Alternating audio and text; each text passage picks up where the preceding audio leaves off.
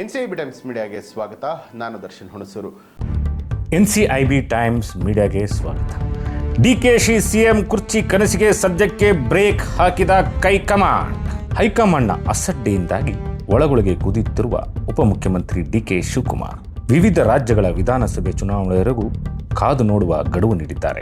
ತಮ್ಮ ಅಸಹನೆ ಆಕ್ರೋಶಗಳನ್ನು ಒಳಗೆ ನುಂಗುತ್ತಿರುವ ಡಿಕೆ ಶಿವಕುಮಾರ್ ಅವರು ಆಡಲು ಆಗದ, ಅನುಭವಿಸಲು ಆಗದಂತಹ ಇಕ್ಕಟ್ಟಿಗೆ ಸಿಲುಕಿರುವಂತೆ ಕಂಡುಬರುತ್ತಿದೆ. ಮುಖ್ಯಮಂತ್ರಿ ಸಿದ್ದರಾಮಯ್ಯ ಅವರು ಡಿಕೆ ಶಿವಕುಮಾರ್ ಹಾಗೂ ತಮ್ಮ ಸಂಬಂಧ ಹಾಲು ಜೇನಿನಂತಿದೆ ಎಂದು ಹೇಳುತ್ತಲೇ ಡಿಕೆ ಶಿವಕುಮಾರ್ ಅವರನ್ನು ಸೆಳೆಯಲು ಬಿಜೆಪಿ ಜೆಡಿಎಸ್ ಹಗಲು ಕನಸು ಕಾಣುತ್ತಿದೆ ಎಂಬ ಅನುಮಾನವನ್ನು ಬಿತ್ತಿದ್ದಾರೆ. ಅಸ್ಸಾಂ ವಿಧಾನಸಭೆ ಚುನಾವಣೆಗೆ ಡಿಕೆ ಶಿವಕುಮಾರ್ ಉಸ್ತುವಾರಿ ನಾಯಕರಾಗಿದ್ದಾರೆ. ಅಸ್ಸಾಂನಲ್ಲಿ ಕಟ್ಟ ಕಾಂಗ್ರೆಸ್ಸಿಗರಾಗಿದ್ದ ಹಿಮಂತ್ ಬಿಸ್ವಾ ಶರ್ಮಾ ಆಪರೇಷನ್ ಕಮಲದಿಂದ ಬಿಜೆಪಿ ಸೇರಿ ಅಲ್ಲಿ ಮುಖ್ಯಮಂತ್ರಿಯಾಗಿದ್ದಾರೆ. ಡಿಕೆ ಶಿವಕುಮಾರ್ ಈಗ ಆ ರಾಜ್ಯದ ಚುನಾವಣೆ ಉಸ್ತುವಾರಿ ನೋಡುತ್ತಿರುವುದರಿಂದಾಗಿ ನಾನಾ ರೀತಿಯ ಲೆಕ್ಕಾಚಾರಗಳು ಕೇಳಿಬರುತ್ತಿವೆ.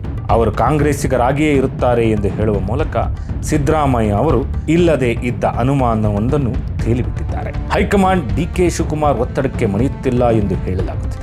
2.5 ವರ್ಷ ಅಧಿಕಾರ ಹಂಚಿಕೆಯ ಒಪ್ಪಂದದಂತೆ ತಮಗೆ ಪಟ್ಟ ದೊರೆಯಬೇಕು ಎಂಬುದು ಡಿಕೆ ಶಿವಕುಮಾರ್ ಅವರ ಒತ್ತಾಸೆಯಾಗಿದೆ. ಆದರೆ ಅದು ಈಡೇರುತ್ತಿಲ್ಲ. ಪಕ್ಷ ಸಂಘಟನೆಗೆ ಡಿಕೆ ಶಿವಕುಮಾರ್ ಅವರನ್ನು ಹೆಚ್ಚು ಬಳಸಿಕೊಳ್ಳುತ್ತಿರುವ ಹೈಕಮಾಂಡ್ ಅಧಿಕಾರದ ವಿಷಯ ಬಂದಾಗ ಕಡೆಗಣಿಸುತ್ತಿದೆ ಎಂಬ ಆರೋಪಗಳಿವೆ. ಹೈಕಮಾಂಡ್ ನಾಯಕರ ಮೇಲಿನ ಅಸಹನೆಯನ್ನು ಡಿಕೆ ಶಿವಕುಮಾರ್ ಕಂಡು ಕಾಣದಂತೆ ವ್ಯಕ್ತಪಡಿಸುತ್ತಿದ್ದಾರೆ. ತಮಗೇನು ಮಾತನಾಡಲು ಬರುವುದಿಲ್ಲ ಎಂದಲ್ಲ, ಆದರೆ ನಾವೇ ಕಟ್ಟಿ ಬೆಳೆಸಿದ ಪಕ್ಷವನ್ನು ನಾಶ ಮಾಡಲು ನಮಗೆ ಮನಸ್ಸಿಲ್ಲ ಎಂಬ ಉತ್ಪಟವಾದಂತಹ ಮಾತುಗಳನ್ನೂ ಹೇಳಿದ್ದಾರೆ. ಸಿದ್ದರಾಮಯ್ಯ ಅವರ ಜೊತೆಗೆ ಹಾಲು ಜೇನಿನಂತಹ ಸಂಬಂಧವಿದೆಯೇ ಎಂಬುದಕ್ಕೆ ಬಲವಂತವಾಗಿ ಹೌದು ಎನ್ನುತ್ತಿರುವ ಡಿಕೆ ಶಿವಕುಮಾರ್ ಮೊದಲಿನಂತೆ ಅತೀಯತೆ ಹಾಗೂ ಸಹೋದರತ್ವ ಭಾವನೆಗಳನ್ನು ವ್ಯಕ್ತಪಡಿಸುತ್ತಿಲ್ಲ ಎಂಬುದು ಮೇಲ್ನೋಟಕ್ಕೆ ಕಂಡುಬರುತ್ತದೆ. ಡಿಕೆ ಶಿವಕುಮಾರ್ ಮತ್ತು ಸಿದ್ದರಾಮಯ್ಯ ಅವರು ಒಟ್ಟಿಗೆ ಚುನಾವಣೆಗೆ ಹೋದರೆ ರಾಜ್ಯದಲ್ಲಿ 140ಕ್ಕೂ ಹೆಚ್ಚು ಕ್ಷೇತ್ರಗಳಲ್ಲಿ ಕಾಂಗ್ರೆಸ್ ಪಕ್ಷ ಮತ್ತೆ ಗೆಲ್ಲಲಿದೆ ಎಂದು ಮಾಗಡಿ ಕ್ಷೇತ್ರದ ಶಾಸಕ HC ಬಾಲಕೃಷ್ಣ ಹೇಳಿದ್ದಾರೆ. ನಾಯಕತ್ವದ ಗೊಂದಲದಿಂದ ಪಕ್ಷಕ್ಕೆ ಹಾನಿಯಾಗುತ್ತದೆ,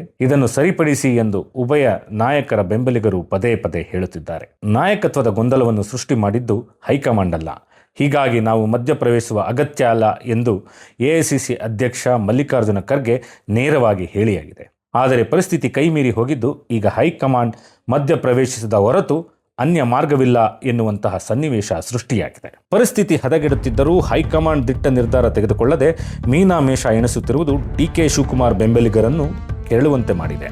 ಸಿದ್ದರಾಮಯ್ಯ ಅವರ ಬಣ ಎಷ್ಟು ದಿನ ಸಾಧ್ಯವೋ ಅಷ್ಟು ದಿನ ಅಧಿಕಾರ ಹಂಚಿಕೆ ಮುಂದೆ ಹೋಗಲಿ ಎಂಬ ಅಂದಾಜಿನಲ್ಲಿದ್ದಂತಿದೆ. ಮೂಲಗಳ ಪ್ರಕಾರ ಡಿಕೆ ಶಿವಕುಮಾರ್ ಅವರು ಹೈಕಮಾಂಡಿಗೆ ಗಡುವು ನೀಡಿದ್ದು ಅಸ್ಸಾಂ, ಕೇರಳ, ತಮಿಳುನಾಡು, ಪುದುಚೇರಿ ವಿಧಾನಸಭೆಗಳ ಚುನಾವಣೆಯನ್ನು ಮುಗಿಯುತ್ತಿದ್ದಂತೆ ತಮಗೆ ಕೊಟ್ಟ ಮಾತನ್ನು ಹೈಕಮಾಂಡ್ ಉಳಿಸಿಕೊಳ್ಳಬೇಕು, ಇಲ್ಲವಾದರೆ ರಾಜಕೀಯವಾಗಿ ತಾವು ಯಾವುದೇ ನಿರ್ಧಾರ ತೆಗೆದುಕೊಳ್ಳಲು ಸ್ವತಂತ್ರರು ಎಂಬ ಸಂದೇಶವನ್ನು ರವಾನಿಸಿದ್ದಾರೆ ಎನ್ನಲಾಗಿದೆ. ಡಿಕೆ ಶಿವಕುಮಾರ್ ಅವರ ಒತ್ತಡದಿಂದಾಗಿ ಇಕ್ಕಟ್ಟಿಗೆ ಸಿಲುಕಿರುವ ಕಾಂಗ್ರೆಸ್ ಹೈಕಮಾಂಡ್ ಕಳೆದ ಸೋಮವಾರ ದೆಹಲಿಯಲ್ಲಿ ಕರ್ನಾಟಕ ರಾಜಕಾರಣದ ಕುರಿತು ಮಹತ್ವದ ಚರ್ಚೆ ನಡೆಸಿದೆ ಎನ್ನಲಾಗಿದೆ.